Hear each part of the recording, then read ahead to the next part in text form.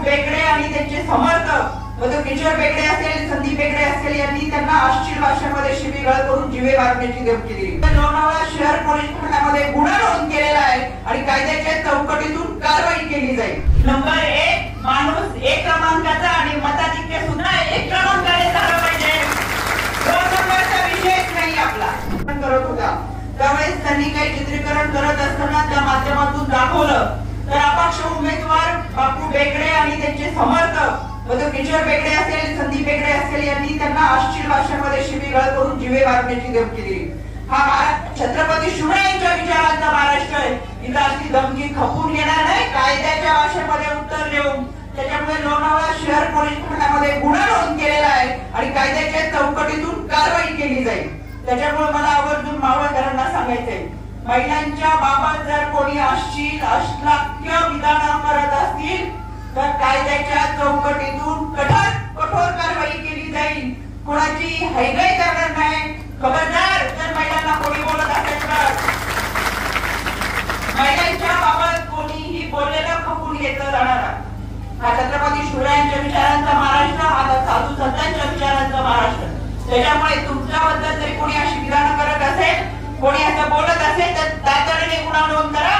Online पद्धतीने भारतीय न्याय संहिता कायद्यानुसार 1 जुलैपासून या कायद्यामध्ये तरतूद करण्यात आली, त्याच्यामध्ये ऑनलाईन पद्धतीने सुद्धा तुम्ही गुन्हा नोंद करू शकता। तुम्हाला पोलीस स्टेशनला जायची गरज नाही। 155 209 हा माझ्या आयोगाचा नंबर आहे, याच्यावरती तुम्ही गुन्हा नोंद करू शकता। त्याच्यामुळे या निमित्तानं माझी तुम्हाला विनंती आहे की अशा पद्धतीने कोणी अश्लील विधान करत असेल तर त्यांच्यावर कारवाई केली जाईल।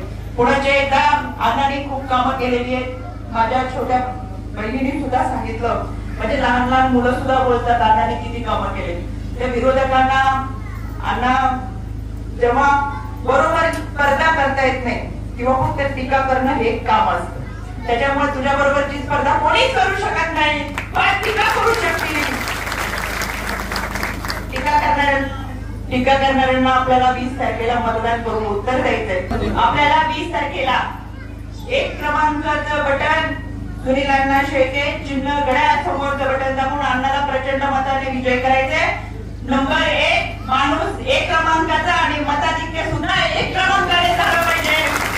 2 नंबरचा विषयच नाही आपला। त्याच्यामुळे सगळा खणखणीतपणे आपली जबाबदारी आहे। मोठ्या प्रमाणात आपल्याला मतदान करायचंय। आपल्या सगळ्यांचं मतदान सकाळी लवकर करून आपल्या बरोबर आपल्या इतरांचं मतदान आपल्याला करून घ्यायचंय आणि 23 तारखेला गुलाल उधळण्यासाठी पुन्हा एकदा आपण सगळेजण भेटूयात। आज या विठू रुक्माईच्या सभा मंडपामध्ये प्रकाशाने मला आठवण होती, देहू आळंदीची वारी दरवर्षी पंढरीला जाते।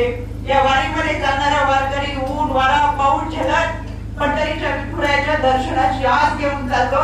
अण्णा तुझी सुद्धा 5 वर्षाची अशीच तू या जनसेवेची वारी केली आणि खऱ्या अर्थानं 20 तारखेला जसा पंढरीचा वारकरी हा सभा मंडपात गेल्यावर विठुरायाचं दर्शन घेऊन त्याला एक आत्मिक समाधान मिळतं, त्याच पद्धतीचे एक समाधान हे सगळे वारकरी जनसेवेचे आहे ते तुझ्या बरोबर आहे। 20 तारखेला तुला मतदान करून तुझ्या